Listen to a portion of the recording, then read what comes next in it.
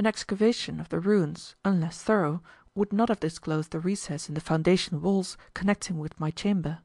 To be sure, if the site had been again built upon, at least immediately, such an excavation would have been necessary, but the troublous times and the undesirable character of the locality might well have prevented rebuilding. The size of the trees in the garden now occupying the site indicated, Dr. Leete said, that for more than half a century at least it had been open ground. Chapter 5. When, in the course of the evening, the ladies retired, leaving Dr. Leete and myself alone, he sounded me as to my disposition for sleep, saying that if I felt like it my bed was ready for me, but if I was inclined to wakefulness nothing would please him better than to bear me company. "I am a late bird myself," he said, "and, without suspicion of flattery, I may say that a companion more interesting than yourself could scarcely be imagined. It is decidedly not often that one has a chance to converse with a man of the 19th century." Now I had been looking forward all the evening with some dread to the time when I should be alone, on retiring for the night. Surrounded by these most friendly strangers, stimulated and supported by their sympathetic interest, I had been able to keep my mental balance. Even then, however, in pauses of the conversation, I had had glimpses, vivid as lightning flashes, of the horror of strangeness that was waiting to be faced when I could no longer command diversion.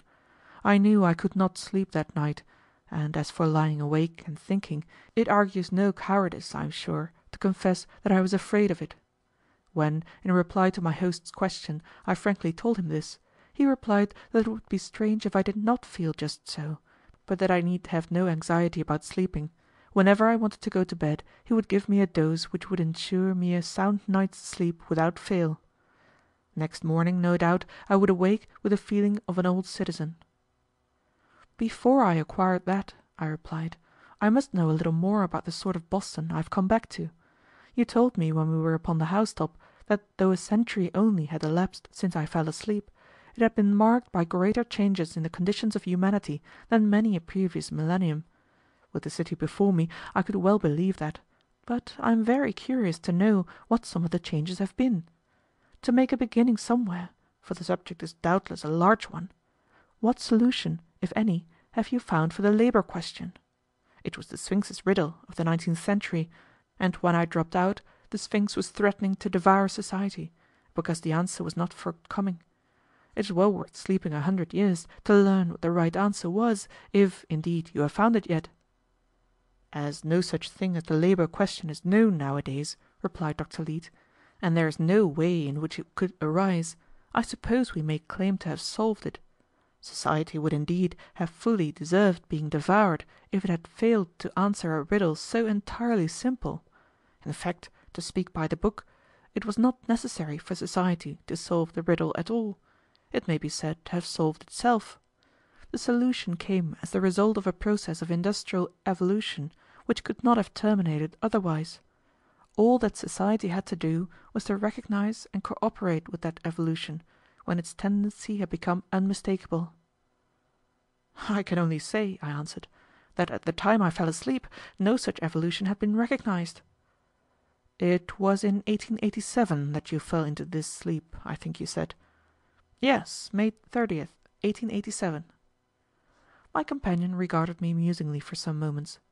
Then he observed, "And you tell me that even then there was no general recognition of the nature of the crisis which society was nearing. Of course, I fully credit your statement. The singular blindness of your contemporaries to the signs of the times is a phenomenon commented on by many of our historians, but few facts of history are more difficult for us to realize, so obvious and unmistakable as we look back seem the indications, which must also have come under your eyes, of the transformation about to come to pass.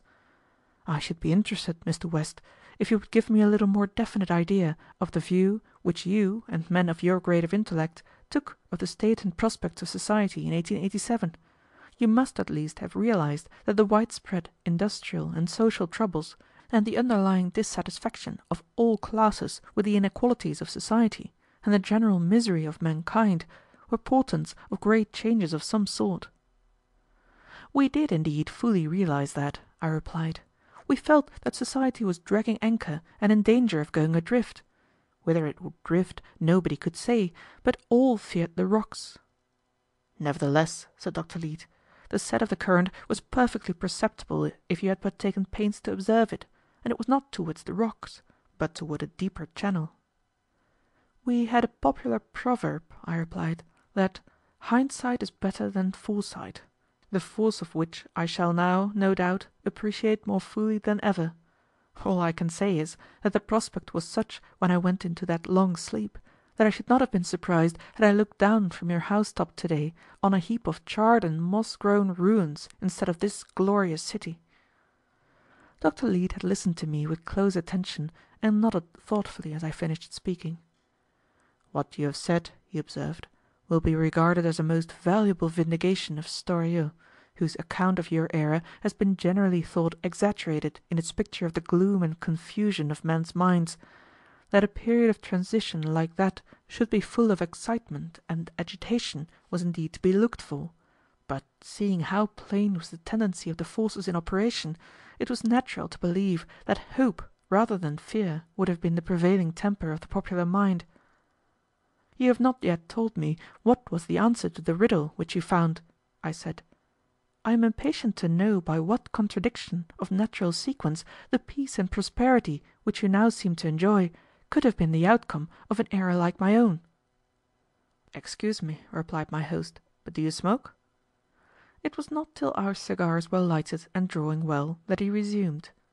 Since you are in the humour to talk rather than to sleep, as I certainly am, perhaps I cannot do better than to try to give you enough idea of our modern industrial system to dissipate at least the impression that there is any mystery about the process of its evolution. The Bostonians of your day had the reputation of being great askers of questions, and I am going to show my descent by asking you one to begin with. What should you name as the most prominent feature of the labor troubles of your day? Why, the strikes, of course, I replied. Exactly, but what made the strikes so formidable? The great labor organizations. And what was the motive of these great organizations? The workmen claimed they had to organize to get their rights from the big corporations, I replied.